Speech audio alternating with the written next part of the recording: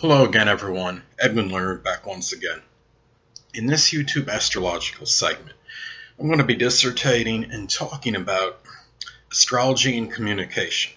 Now, I don't know if there's any guarantee that certain astrological elements in a chart or positions are going to make somebody eloquent or more of a communicator than not, but there are certain things which I do believe, in my opinion, can give greater propensity or probability to be a good communicator. Now, as far as communication goes, I think the first thing you look at in a natal chart, look and see the amount of energies in air signs, and not just the planets, but the ascendant and midheaven as well, which I include in as far as major influences, the 10 planets and the ascendant and midheaven. Now, I think if somebody has at least three of these in air, they're generally they're going to be at least an adequate communicator. And if you don't have any of energies in air, it's not at the end of the world necessarily, because you could have compensations by house position. And if you have any planets in the air houses, such as the 3rd, the 7th, or the 11th, then this can help compensate I would believe, at least to some degree. Now, another thing to look at, if you're a person that has no energies in air signs, and you don't have any planets inhabiting any of the air houses, now some good aspects to Mercury may help make a difference. If your Mercury is well aspected and it makes a lot of good aspects and predominantly good aspects, this could help to some degree. Even Mercury conjunct the Sun, which many people have, I believe can give above average intellect and IQ in many cases. And those are some things to consider. Mercury conjunct Uranus could give perhaps some ingenuity in thinking, and that's something else to consider. So there's certain things as far as aspects of Mercury you can look at as well. Also, look at the sign that is on the cusp of the 3rd house. If you have an air sign on the cusp of the 3rd house, I think this can help compensate for a lack of planets in air and planets in the air houses, as I mentioned before. Somebody that has Aquarius on the cusp of the 3rd house, for example, might have ingenuity in thought and might have a plethora of maybe new ideas and show a lot of and be ingenious as far as perhaps some of their ideas may go. Gemini on the cusp of the 3rd house may be a person that has a versatile mind and be able to assimilate a lot of information and kind of know a little bit about a lot of subjects. So those are some things to consider. Now, as far as if somebody has sometimes a person, I think, can have difficulty in communication. For example, if they have Chiron posited in the 3rd house, this could be an example. Of course, a lot of planets and air signs could help compensate for that in major air signs as far as major influences go. Somebody with Saturn in the 3rd house sometimes might have some kind of difficulty with communication, or could just be somebody that's very methodical in the way they assimilate ideas, in the way they communicate. And Mercury retrograde is not the end of the world either. I mean, Mercury retrograde, the communication is sometimes, there may be some delays perhaps connected with this, or there might be more indirect communication. But really, I mean, by progression, as I've stated in a number of my other videos, Mercury will often go direct by progression in the progress chart at some point in time. So this would help alleviate some of the negativity connected with Mercury retrograde.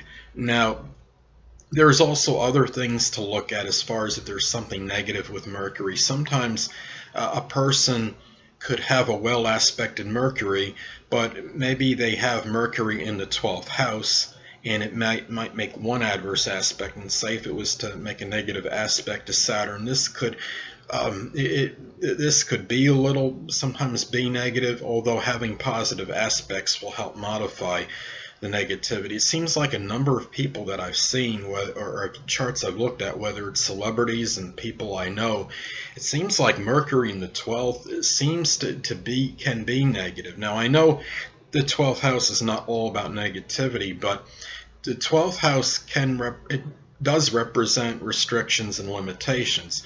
Now, if somebody were to have Mercury, say, in its dignity or exaltation by sign, then that will help matters significantly. If somebody were to have Mercury in Gemini in the 12th house, Mercury, say, in Aquarius or Virgo, that could help immensely. So, and another thing is, sometimes I'll see in my studies and readings in astrology that they'll say, okay, well, this person has no planets in air signs. And that's not catastrophic or the end of the world. As I stated before, they had William F. Buckley Jr. as an example. Now, he had no planets in air signs, but he has Gemini Rising. Some people think that the reason he was an intellectual is because he overcompensated for no planets in air signs. But I can beg to differ to some degree on that matter, because I think maybe the Gemini Rising is what made him really a strong intellectual, because Gemini has often a very good way with words, and really can bewilder people with the extensive vocabulary they have. Geminis can be very verbose and eloquent and have very good diction, and I think he really personified that, and I think a lot of that was largely attributed to his Gemini Rising. Now, another thing to look at is you could look at your third house ruler. If your third house ruler, say, were to conjunct, say, Uranus, I believe this could give some originality and ingenuity as far as speech goes. Now, and sometimes Mercury, say, in conjunction with Saturn, I see this sometimes going either way. Sometimes Mercury conjunct Saturn can give some kind of restriction or make the person more methodical and deliberate in their speech. But I think also, in some cases, perhaps it depends on the aspects, that Mercury conjunct Saturn could also give disciplined thinking. So that's something to consider as well. And really, and remember, like I always say that the stars may impel, but they do not compel. And if you have say a family that is rich in terms of their vocabulary, and you have a family that is connected with literary works and writers, and if you're born with no planets in air, no or major influences in air, and you have no compensation by house position, it's not necessarily the end of the world, because genetics do have to factor in, and sometimes things are simply hereditary. And you have a family of very smart people and people that have communicative ability, you may very well still have that. And also there's other signs to consider. It's not just about the air signs, although I think the air signs collectively, on average, are the smartest as far as the elements go. Virgo is very analytical. Somebody with a plethora of Virgo planets, major influences, can have good communication, analytical ability. Virgo is intellectual. Also, Sagittarius people that have a strong Sagittarius influence can be intellectual. I believe Bill Nye, the science guy, has the Sun and Mercury in Sagittarius, but I think I believe he has at least one planet in air anyway, in addition to that. But and I don't know Bill Nye's ascendant. I don't think the time of birth is available online, as best of my knowledge. But those are some things to look at as well, as far as when you're looking at communication. And also, you could have your signs by progression. go into air signs later on in life, so this will help to some degree. If you don't have any major influences in air, the house cusp will go into air signs in most cases. The ones that may not, or not all the house cusp, but necessarily, but at some point you'll have the third, for example, maybe the third house cusp go into an air sign at some point in time in your life, and have planets go into air signs. And you can have transits as well impact your communication. You can have even the sun transiting the third house, which is the sun is going to transit the third house on an average of 30 days out of the year, because an average house, as you know, is 30 degrees, and the sun moves about 1 degree per day. And so there's going to be things that will indicate greater communication at a later point in time in someone's life, even if there's no really strong influences or indicators in the person's natal chart for communication ability. Well, anyway, people, that'll conclude this YouTube astrological segment for astrology and communication. And stay tuned next time, where I'll be dissertating and talking about, I'll be continuing my series on the signs on the house cusps in a natal chart.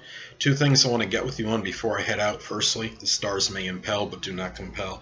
And secondly, never isolate any single astrological element, aspect, planetary placement, position, configuration, influence, or what have you, and make an analysis of a person, astrologically speaking, based on this alone. Because astrologically speaking, the person is the sum of all their components in their natal chart, and not just one.